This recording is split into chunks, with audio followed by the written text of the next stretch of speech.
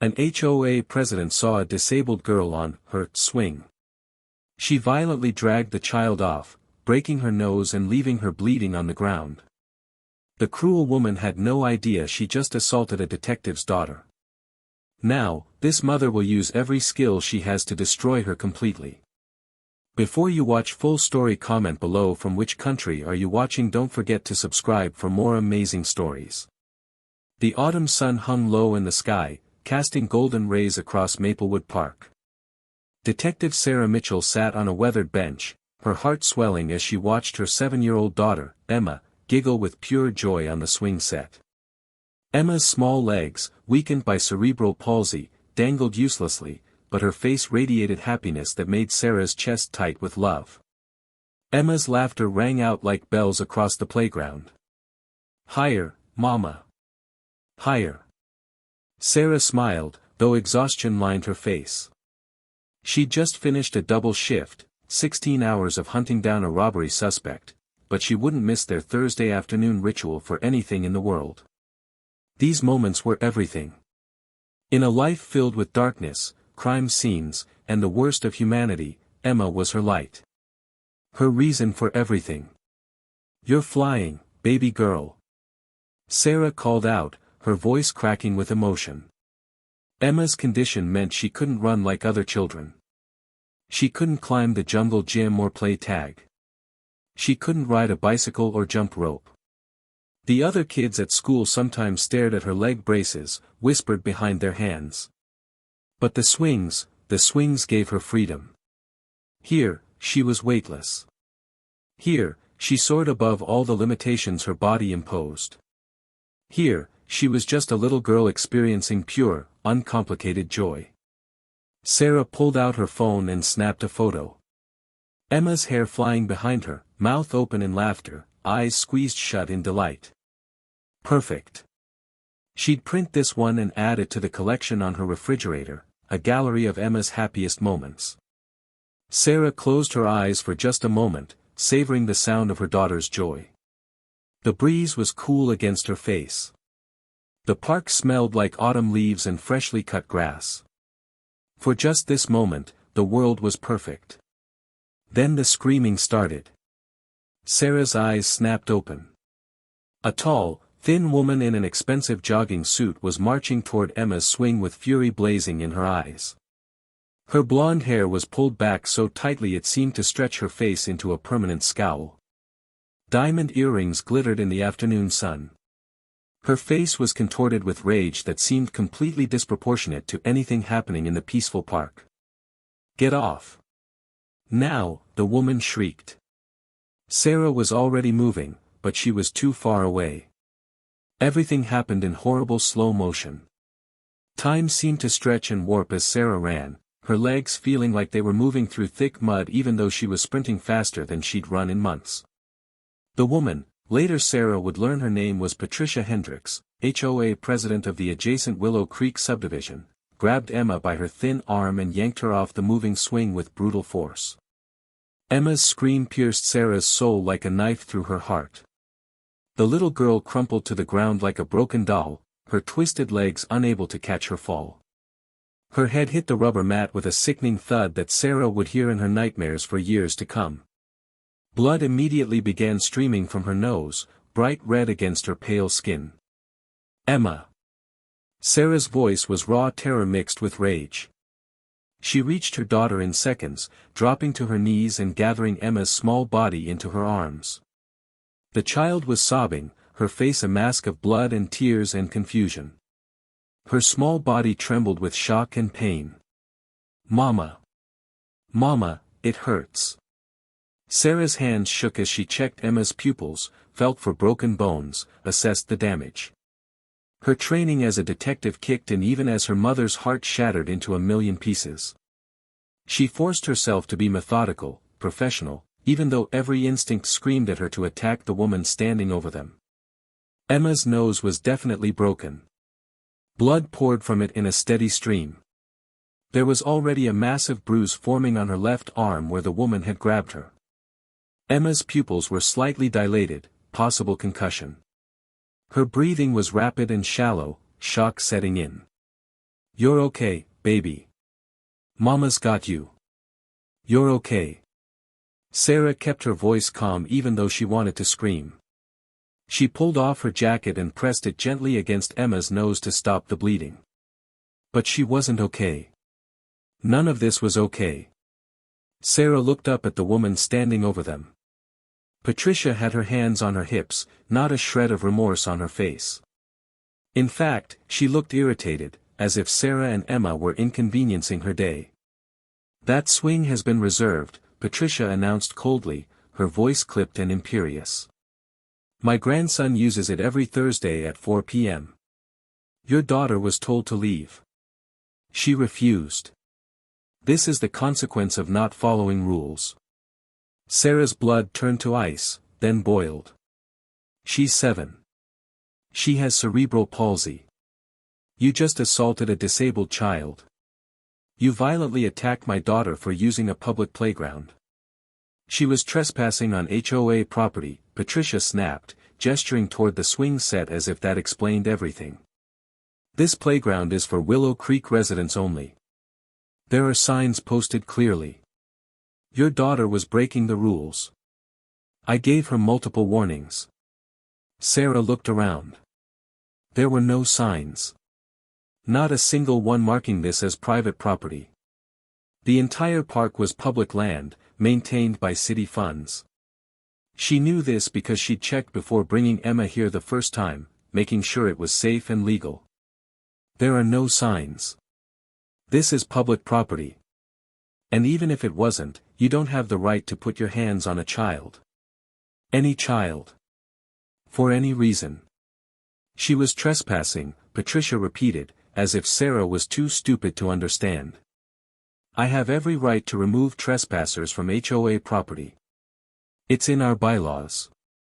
Section 47, subsection C. I know the law. Sarah's vision tunneled. The rage building inside her was unlike anything she'd ever felt, not in her 10 years as a detective, not in all the horrible crime scenes she'd witnessed, not even when she confronted her ex-husband after he walked out on them when Emma's diagnosis came in. This was her baby. Her innocent, helpless baby who'd been hurt by this monster masquerading as a human being. Emma whimpered in her arms. Mama, I'm scared. Why did that lady hurt me? What did I do wrong? Nothing, baby. You did nothing wrong. That lady is the one who did something wrong. Very, very wrong. Sarah carefully adjusted Emma in her arms, keeping pressure on her nose. She stood slowly, facing Patricia eye to eye. When she spoke, her voice was quiet, deadly calm. You're going to regret this. I promise you that. Patricia laughed, actually laughed. The sound was harsh and grating. Are you threatening me? I'll have you arrested. Do you know who I am? I'm the HOA president. I've held this position for 8 years. I know the mayor personally. I have dinner with the police chief twice a month. My husband is one of the most respected attorneys in this county. You're nobody. Just another single mother who can't control her child. Sarah carefully lifted Emma fully into her arms. The little girl whimpered, clutching her mother's shirt with small fists, blood still trickling from her nose despite the pressure. Actually, Sarah said, her detective badge now visible on her belt as her jacket fell away, I'm somebody who's about to ruin your entire life. Detective Sarah Mitchell, Major Crimes Division. And you just committed felony assault on a minor while I witnessed it. Everything you just said. I'm a sworn witness to it. Every word. Patricia's face went pale for just a moment, but she recovered quickly. Her chin lifted defiantly. Big deal. A cop. So what? My husband's a lawyer. One of the best in the state. He's defended people against your kind for 30 years. Touch me, and I'll sue you for everything you have. Your badge won't protect you from a civil suit. I'll own your house, your car, your pension. Sarah didn't respond. She was already walking toward her car, Emma cradled against her chest, mentally cataloging every detail of the assault. The exact time, 4:07 p.m. The lighting conditions, excellent visibility. The force Patricia used, excessive and unnecessary. The injuries sustained, significant. The witnesses, at least 4 other people in the park who'd seen everything. Patricia Hendricks had no idea what she'd just unleashed. Behind her, Patricia called out, "This isn't over. I'm filing a complaint against you. You'll lose your badge. You'll be fired. I'll make sure everyone knows you threatened me." Sarah kept walking. She needed to get Emma to the hospital. But as she strapped her daughter into the car seat with trembling hands, Emma's blood-streaked face looking up at her with complete trust despite the pain and fear, Sarah made a silent vow. Patricia Hendricks wanted war. She was about to discover what happened when you hurt a detective's child. She was about to learn that there were consequences for cruelty, that power didn't make you untouchable, that hurting an innocent child was the worst mistake of her life. Sarah Mitchell was going to dismantle Patricia Hendricks's entire existence, brick by brick, piece by piece, until there was nothing left but ruins and regret. The emergency room of Mercy General Hospital was crowded with the usual Thursday evening chaos. Sarah carried Emma through the automatic doors, her badge already out, catching the attention of the triage nurse immediately. "Detective Mitchell," Sarah said, her voice steady despite the tears threatening to fall. "My daughter was assaulted. 7 years old, cerebral palsy, struck in the face, possible concussion, definitely broken nose." The nurse's eyes widened. Within minutes, Emma was in a treatment room with a doctor examining her carefully. Dr. James Patterson was a father himself. Sarah could see the fury building in his eyes as he documented Emma's injuries with clinical precision. "The nose is definitely broken," Dr. Patterson said quietly, anger carefully controlled in his voice. "Clean break across the bridge. She has a moderate concussion, her pupils are responsive but dilated. Significant bruising on her left arm consistent with an adult grip. The pattern suggests someone grabbed her with considerable force." He paused, taking photos for the medical record. "Detective, whoever did this used enough force to lift and throw a child. The bruising on her arm shows 5 distinct finger marks. This wasn't an accident. This was deliberate violence against a child." Sarah's jaw clenched. "I know. I witnessed it. I'm the investigating officer." Dr. Patterson's eyebrows rose. "Your own daughter's case. My captain will assign another detective for the official investigation to avoid conflict of interest. But I'm pursuing this personally as well. Within legal boundaries." The doctor nodded slowly. "Good. This child has cerebral palsy. Her bones are more fragile than a typical child's. Her ability to protect herself during a fall is compromised. Whoever did this could have killed her." Those words hit Sarah like a physical blow. Could have killed her. Emma could have died because some entitled woman wanted a swing set. "How long until she heals?" Sarah asked, stroking Emma's hair as the little girl dozed under mild sedation. "The nose will heal in 6 to 8 weeks. The concussion requires careful monitoring for the next 72 hours, wake her every 2 hours, watch for vomiting, severe headache, vision changes. The bruising will fade in a couple of weeks." "But detective." Dr. Patterson hesitated, his expression grave. "What?" "The physical injuries will heal. But trauma to a child this age, especially one who already faces challenges, the psychological impact could be significant. She may develop anxiety, fear of public spaces, nightmares. I'm recommending she see a child psychologist as soon as possible." Sarah closed her eyes. She'd seen this before in her work. Children who'd witnessed or experienced violence, forever changed by it. But Emma? Her sweet, innocent, joyful Emma who found happiness in simple things like swings and butterflies and her favorite bedtime stories. "I'll make sure she gets the help she needs," Sarah promised. After Emma was fully treated and bandaged, Sarah carried her out to the car. Emma was awake but groggy, the pain medication making her sleepy and confused. "Mama, can we go back to the park tomorrow?" Emma asked, her voice small and hopeful. Sarah's heart broke all over again. "Not tomorrow, baby. You need to rest and get better first." "But I like the swings. They make me feel like I can fly.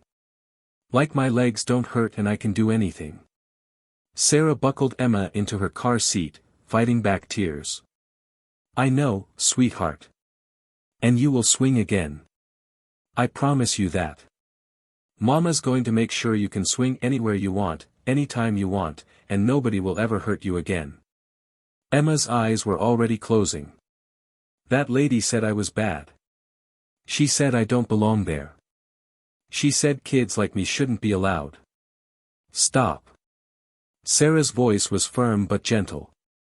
She cupped Emma's face in her hands, making sure her daughter was looking at her. "Listen to me very carefully, Emma Louise Mitchell. You are not bad. You are perfect exactly as you are. You belong everywhere, parks, schools, playgrounds, anywhere you want to be. That woman is wrong. She's mean and cruel and wrong. Do you understand me?" "But why did she hurt me, Mama? I wasn't doing anything bad. I was just swinging." "Because she's a bully, baby. Some people are just mean inside. It has nothing to do with you. You did nothing wrong. Nothing." "Okay, Mama." Emma's eyes closed completely. "I love you. I love you too, baby. More than anything in the world." As Sarah drove home through the evening traffic, Emma sleeping in the back seat, her mind was already working. She wasn't just angry anymore. She was coldly, methodically furious. And in that state, Detective Sarah Mitchell was dangerous. She pulled out her phone at a red light and texted her partner. "Marcus. Emergency. Need you to run a full background on Patricia Hendricks, Willow Creek HOA president. Everything. Criminal, civil, financial, parking tickets, everything. Also need security footage from Maplewood Park, 3:45 to 4:15 p.m. today. Emma was assaulted. I witnessed it. I need the video." The response came within 30 seconds. "What? Is Emma okay? Who do I need to arrest?" "Emma's hurt but will recover. Nobody gets arrested until we have an airtight case. I'm going after this woman's entire life, Marcus. I need ammunition." "You got it. Sending a unit to collect the park footage now. Background check underway." "Sarah. I'm so sorry. Emma doesn't deserve this." "No, she doesn't. But Patricia Hendricks is about to get exactly what she deserves." Sarah took 3 days off work to care for Emma. Her captain, Thomas Wu, called her personally after Marcus filled him in on what happened. "Sarah, take all the time you need. A week, 2 weeks, whatever Emma needs." "And Sarah?" "I'm assigning Marcus as lead investigator on the assault case. You know we can't have you as the primary on your own daughter's case." "But off the record?" "Yes, Captain. Destroy this woman. Legally. Completely. Within the boundaries of the law. But make sure she never hurts another child again." "That's exactly my plan, Captain." "Thank you." Those 3 days with Emma were heartbreaking. Her daughter barely slept, plagued by nightmares of falling, of angry faces, of pain. She flinched when Sarah moved too quickly.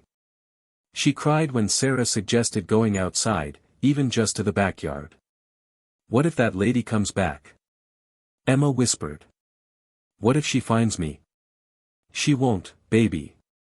Mama won't let her near you ever again." But at night, after Emma finally fell into restless sleep, Sarah worked. She transformed her home office into a war room. Every wall was covered with printouts, documents, photographs, timelines. Marcus delivered the security footage personally, along with a thick file on Patricia Hendricks. "Sarah, this woman is a piece of work," Marcus said, dropping the file on her desk with disgust. "I've been a cop for 15 years and I've never seen someone with this many complaints who's never faced consequences." Sarah opened the file and began reading. With each page, her jaw grew tighter. Patricia N. Hendricks, age 53. Born in Connecticut to wealthy parents, married to Robert Hendricks, a corporate defense attorney, at age 23. 2 children, both adults now.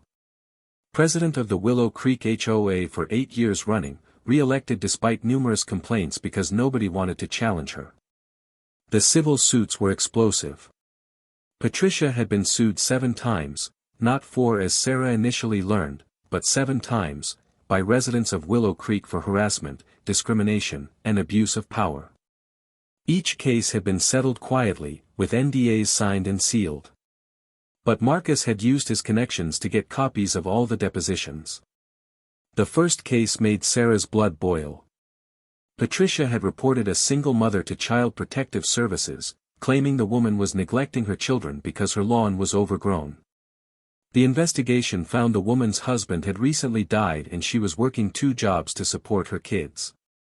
CPS found no neglect whatsoever. But the investigation at her workplace caused her to lose 1 job. The stress caused a breakdown that lost her the second. She eventually had to sell her home and move in with relatives. Patricia had ruined her life over grass height. The second case, Patricia had fined an elderly veteran $7,500 for painting his mailbox the wrong shade of beige, off by 2 shades from the approved color palette. When he couldn't pay because he was on a fixed income, she'd put a lien on his house. He'd lived there for 30 years. He'd served 2 tours in Vietnam. Patricia showed zero compassion. The third case, Patricia had banned a 12-year-old boy with autism from the community pool because his stimming behaviors, hand flapping and rocking, disturbed other residents. His mother sued for discrimination. The settlement was $50,000 and a written apology that Patricia made as insincere as possible. Case after case. Victim after victim. Patricia targeted single mothers, elderly residents, disabled families, anyone she perceived as weak or different.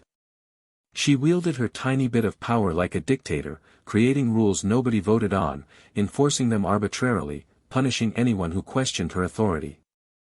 "She's a sociopath," Sarah said quietly, reading through the depositions. "Look at this pattern. She specifically targets vulnerable people. People who can't fight back. People who don't have the resources or energy to challenge her." "Until now," Marcus replied. "She finally picked the wrong victim."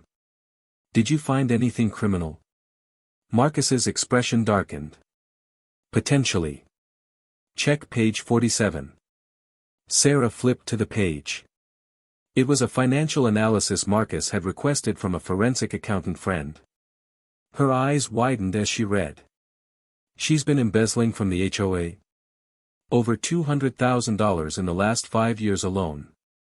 Look at the pattern. She approves security enhancements that never happen. Administrative expenses that go directly to her personal account.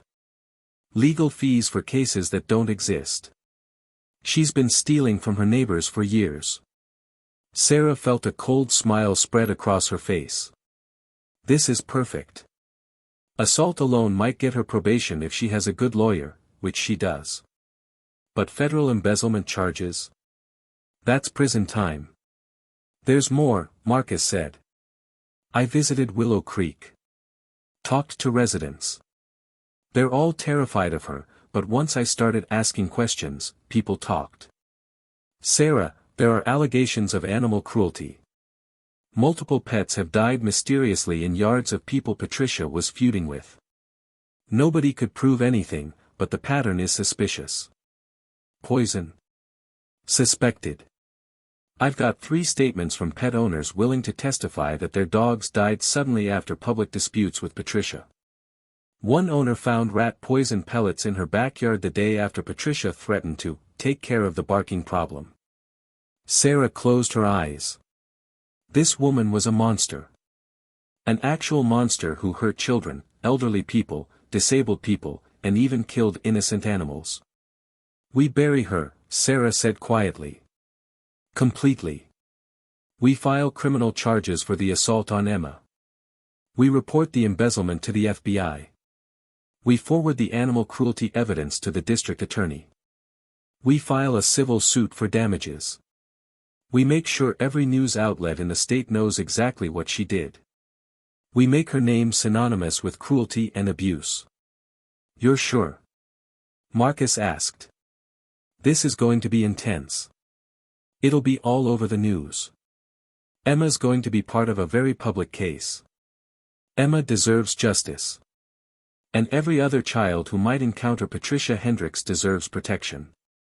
We do this right, and we do it completely. Marcus nodded. Then let's go to war. The criminal charges were filed on Monday morning. Marcus, as lead investigator, presented the case to the district attorney himself, William Garrett, a father of 4 who'd built his career on protecting vulnerable victims. Sarah wasn't allowed in the meeting, but Marcus called her immediately after. He's furious, Marcus said. Garrett watched the security footage 3 times. He kept saying, she threw her, she actually threw her. He's fast-tracking this, Sarah. Arrest warrant issued. Patricia Hendricks will be in custody by this afternoon. What charges? Felony assault on a minor, battery, child endangerment, and filing a false police report. She did file that complaint against you claiming you threatened her. That's a bonus charge. Sarah felt a wave of satisfaction. Good. What about the embezzlement? I hand-delivered that evidence to the FBI this morning. They're opening an investigation. White-collar crime division is very interested. And the civil suit? Your attorney Jessica Torres is filing this afternoon. She's going after everything: medical expenses, pain and suffering, emotional distress, punitive damages. She thinks with the criminal charges supporting it, you could win a 7-figure judgment. Sarah didn't care about the money. She cared about consequences. She cared about making sure Patricia Hendricks understood that actions had repercussions. One more thing, Sarah said. I need you to contact every news outlet in the area. Give them the story, the security footage, everything. I want Patricia's arrest on every evening news broadcast. Sarah, are you sure? That's going to put Emma in the spotlight. I'm sure. People need to know what Patricia Hendricks did. Other victims need to come forward. The public needs to see what HOA tyranny looks like when it goes unchecked. Okay. I'll make the calls. The arrest happened at 2:30 p.m. Sarah knew because she was parked across the street from Patricia's McMansion in Willow Creek, watching. 2 patrol cars pulled up. Officers approached the door. Patricia answered in yoga pants and a designer top, wine glass in hand. Even from a distance, Sarah could see the shock on her face when they showed her the warrant. Patricia's voice carried across the street. This is ridiculous. I'm calling my husband. You can't arrest me. I'm an HOA president. I know the police chief. The officers cuffed her anyway. Patricia's neighbors came out of their houses, watching. Some looked shocked. Others, many others, looked satisfied. Even pleased. As Patricia was led to the patrol car, still screaming about her rights and demanding her lawyer, she looked across the street. Her eyes locked with Sarah's. Sarah stared back, her expression cold. She didn't smile. Didn't gloat. Just watched as Patricia was placed in the back of the car, the door closing on her protests. Justice, Sarah thought. This is just the beginning. The evening news was everything Sarah hoped for. The story was the lead on every local channel. HOA president arrested for assaulting disabled child dominated the headlines. The security footage played on loop, Patricia violently grabbing Emma, throwing her from the swing, Emma's tiny body crumpling, blood streaming from her face. The footage was devastating. Impossible to watch without feeling rage. The reporters interviewed Marcus, who gave a professional but clearly angry statement. This was an unprovoked, violent attack on a disabled 7-year-old child who was simply playing on a swing. The victim sustained serious injuries including a broken nose, concussion, and significant bruising. This case exemplifies the worst kind of abuse of power, an adult using violence against a vulnerable child. By 8 p.m., the story had gone viral on social media. #JusticeForEmma was trending. Patricia's personal information was being shared everywhere, not by Sarah or Marcus, but by outraged citizens doing their own research. By 9 p.m., reporters had found Patricia's history. The lawsuits. The complaints. The pattern of abuse. Local news stations were interviewing former Willow Creek residents who'd been victimized by Patricia's reign of terror. Margaret Chen, the elderly woman whose dog had died mysteriously, gave a tearful interview. "I knew she killed my Toby, but I couldn't prove it. She's a bully. A cruel, heartless bully. I'm so glad she's finally facing consequences. I just wish it hadn't taken hurting that poor little girl to make it happen." By 10 p.m., the story had been picked up nationally. CNN, Fox News, MSNBC, all covering the story of the HOA Karen, who assaulted a disabled child. Sarah watched it all from her couch, Emma finally sleeping peacefully beside her for the first time in days. Her daughter's face was still bruised, her nose still bandaged, but she was smiling slightly in her sleep. Sarah's phone rang. It was Jessica Torres, her attorney. "Have you seen the news?" Jessica asked. "All of it." "Good. Because I need to tell you that Patricia's attorney contacted me an hour ago. Robert Hendricks himself. He wants to settle. He's offering $500,000 to make this go away quietly." "No. Sarah, that's a substantial offer." "No. I don't want Patricia's money. I want her in prison. I want everyone to know what she did. I want her life destroyed the way she's destroyed so many others. We go to trial. We reject any settlement. This needs to be public." Jessica was quiet for a moment. "Okay. I'll tell him. But Sarah, you should know, going to trial means Emma will have to testify. She'll have to relive this. Face Patricia in court. Are you prepared for that?" Sarah looked at her sleeping daughter. Emma had already been through so much. CP, surgeries, therapy, discrimination, and now this attack. But Sarah also knew her daughter was strong. Stronger than anyone gave her credit for. "We'll prepare Emma carefully. With therapists, with support. But yes, we're going to trial. Emma deserves to face her attacker and know that justice was done. Then we go to war," Jessica said. "I'll reject the settlement offer tomorrow and file notice that we're proceeding to trial. Fair warning, Robert Hendricks is known as a vicious defense attorney. He's going to attack you, your parenting, your career. He's going to try to paint Patricia as the victim." "Let him try," Sarah said coldly. "I've got video evidence, hospital records, witnesses, and a decade of his wife's abuse documented. She hurt my baby. I'm going to make sure the whole world knows exactly what kind of monster she is." After hanging up, Sarah gently stroked Emma's hair. Her daughter stirred slightly, murmuring in her sleep. "It's okay, baby," Sarah whispered. "Mama's got you. And Mama's going to make sure that bad lady never hurts anyone ever again." The morning after Patricia's arrest, something unexpected happened. Sarah's doorbell rang at 7 a.m. She opened it carefully, instinctively positioning herself between the door and Emma. An elderly man stood on her porch, hat in hand. Behind him were 5 more people. "Detective Mitchell. I'm Howard Chen, Margaret's husband. These are our neighbors from Willow Creek. We wanted to thank you. And we wanted to ask if we could give statements about Patricia Hendricks." Sarah blinked in surprise. "Come in. Please." For the next 3 hours, Sarah's living room filled with people. By noon, 17 residents had given detailed statements about Patricia's abuse, harassment, intimidation, and cruelty.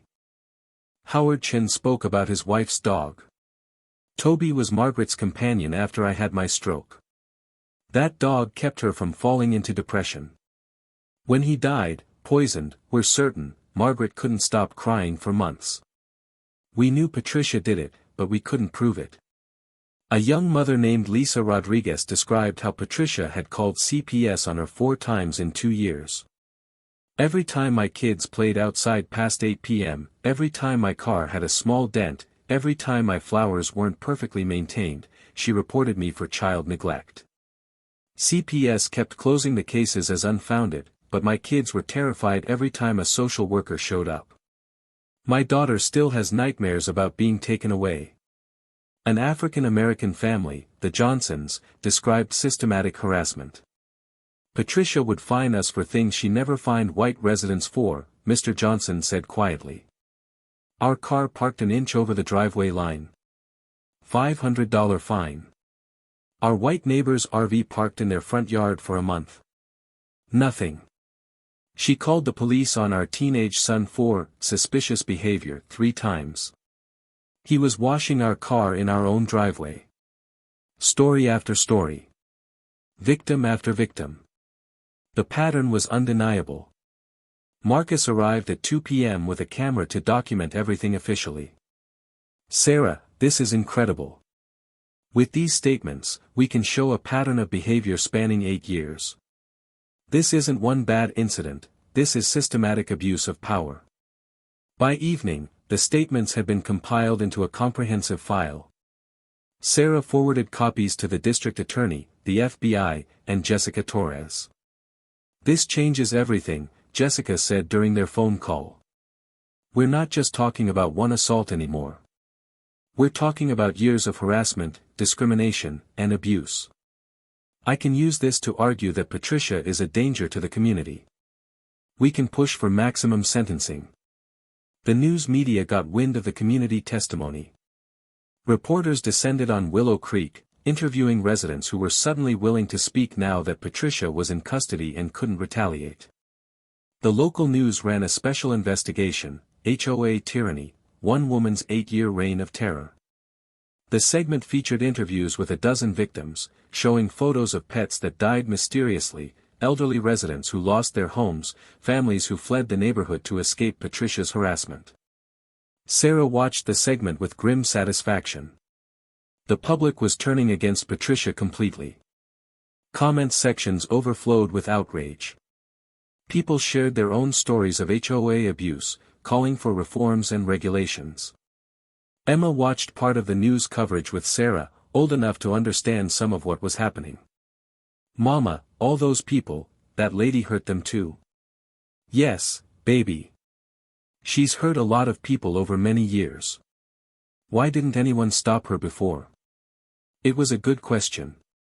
Sarah had wondered the same thing. Because people were scared.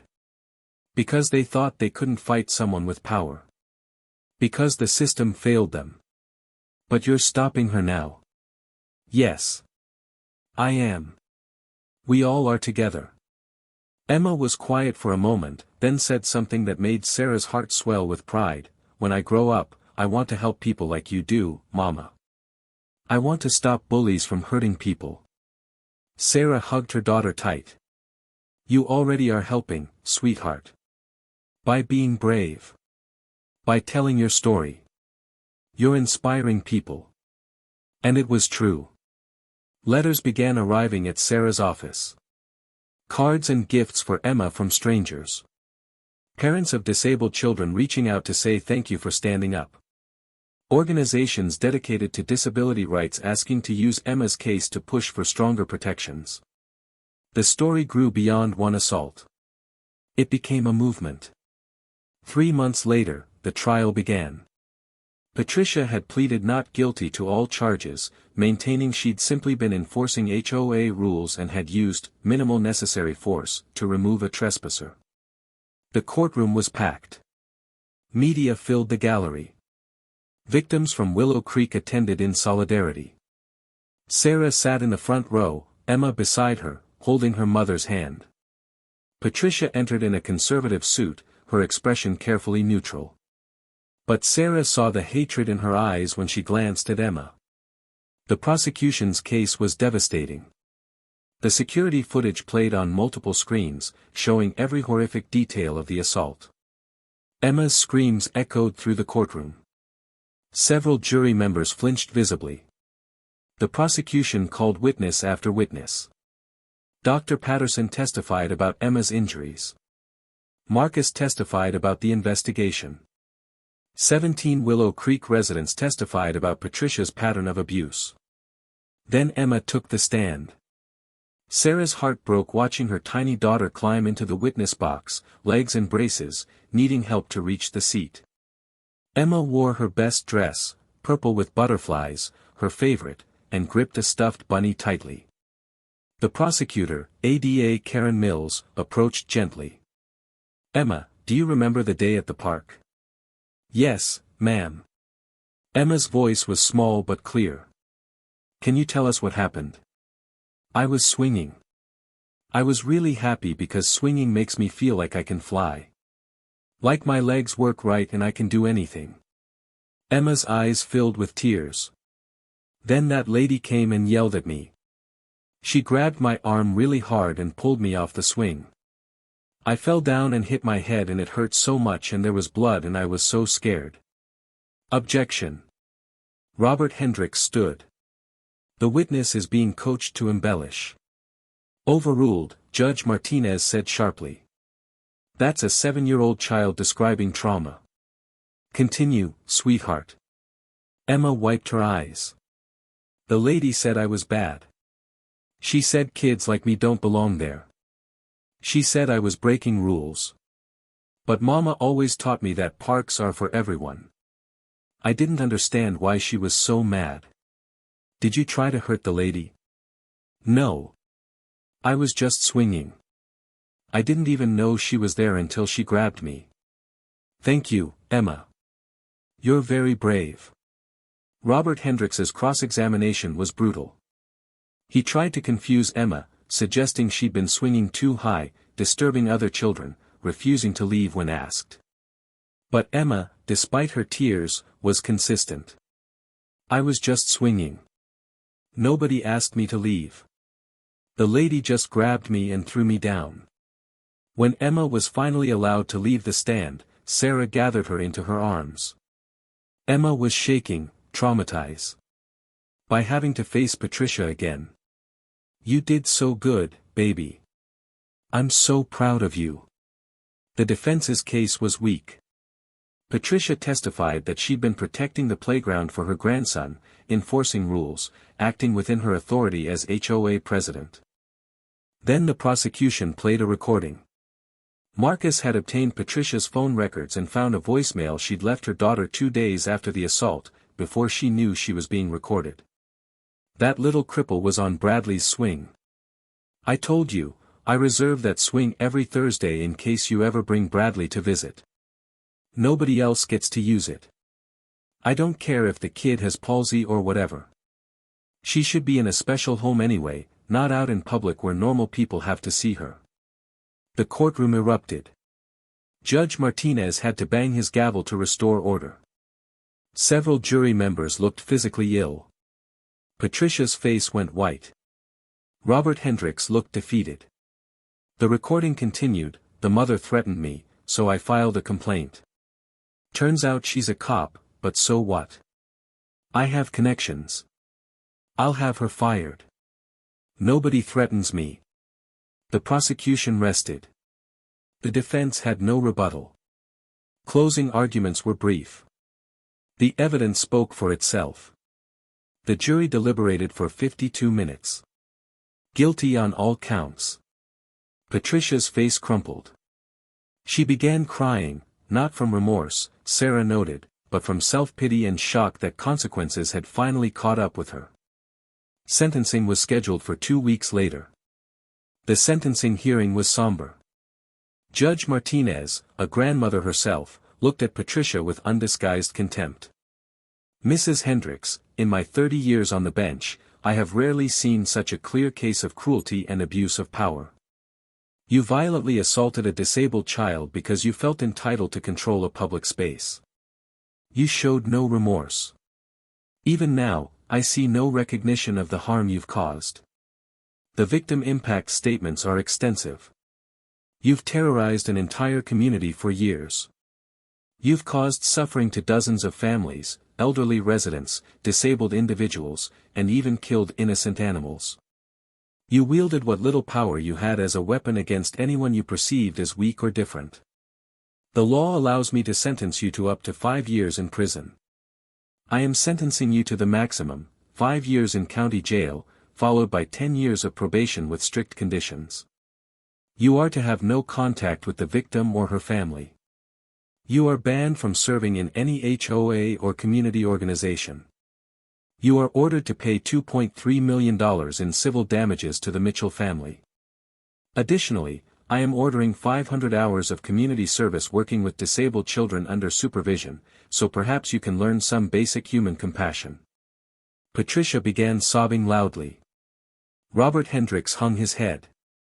Furthermore, Judge Martinez continued, "I am making a recommendation to the FBI regarding the embezzlement charges. I hope federal prosecutors pursue maximum penalties there as well." She banged her gavel. "Court is adjourned." Sarah felt Emma squeeze her hand. "Is it over, Mama?" "Yes, baby. It's over. You're safe now." But it wasn't quite over. There was still more to do. 6 months after Patricia's sentencing, Sarah stood at the ribbon-cutting ceremony for the new Emma's Place inclusive playground. The city had dedicated the entire park to creating accessible play spaces for children of all abilities. There were ramps instead of stairs. Sensory play areas for children with autism. Wheelchair-accessible swings. Quiet zones for kids who needed breaks from stimulation. Everything designed with input from disability advocates and families like Sarah's. Emma stood next to the mayor, holding giant scissors, grinning from ear to ear. "Today we celebrate not just a playground," the mayor said, "but a reminder that our public spaces belong to everyone. Every child deserves to play, to experience joy, to feel welcome." Emma Mitchell and her mother taught us that lesson, though the cost was far too high. Emma cut the ribbon. The crowd applauded. Children of all abilities rushed onto the new equipment, their laughter filling the air. Sarah watched Emma climb onto an adaptive swing designed specifically for children with mobility challenges. Her daughter's face radiated pure happiness. Marcus stood beside Sarah. "You did it, partner. You turned something horrible into something beautiful." "Emma did it," Sarah corrected. "She's the brave one." The impact spread beyond one playground. The state legislature passed Emma's law requiring all public playgrounds to include accessible equipment. HOA reform legislation passed, adding oversight and limits to HOA powers. Patricia's case became a teaching example in law schools about abuse of power. The Willow Creek HOA was dissolved entirely. Residents voted to eliminate it and return to standard city governance. The oppressive rules were erased. Families moved back.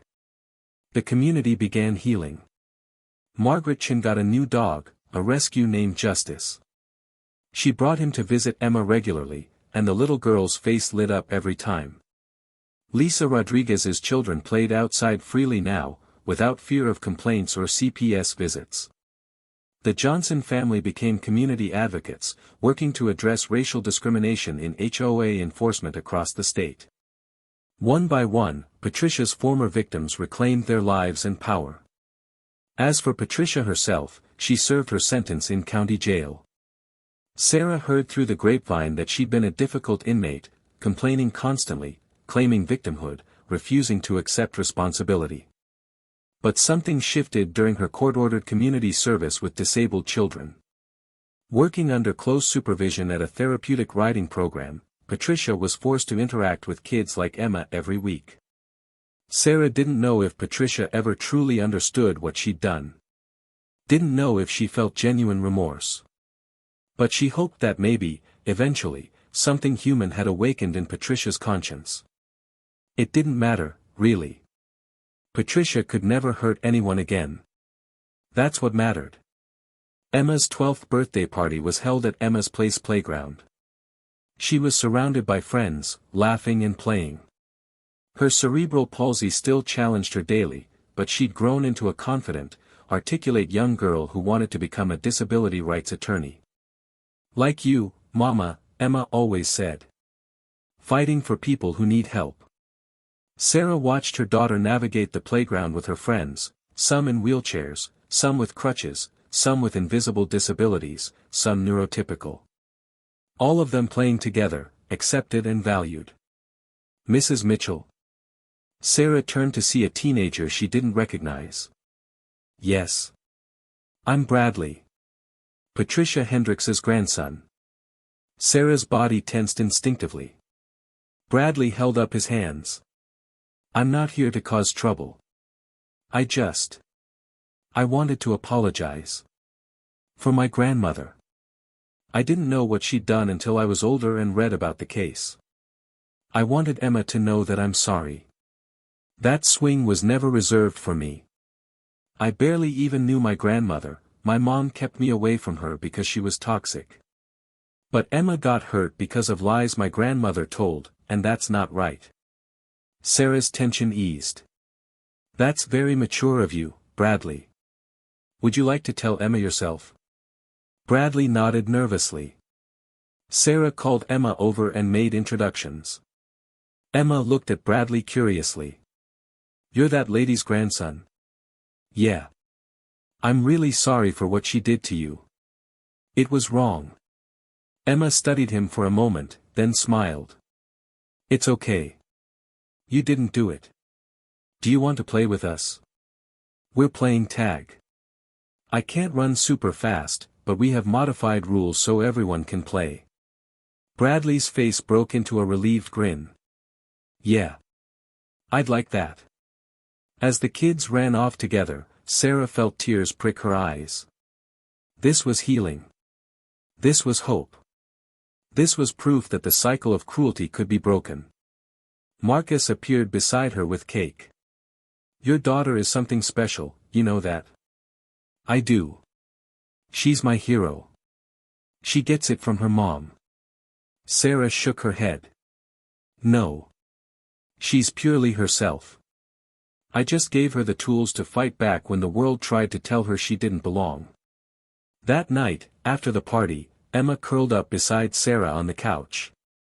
Mama, do you think that lady ever got better? Like, do you think she ever felt sorry? Sarah considered the question carefully. I don't know, baby.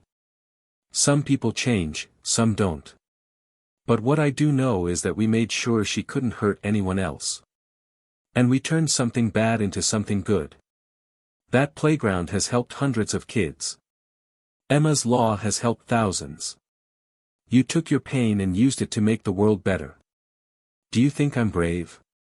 The bravest person I know. Emma was quiet for a moment.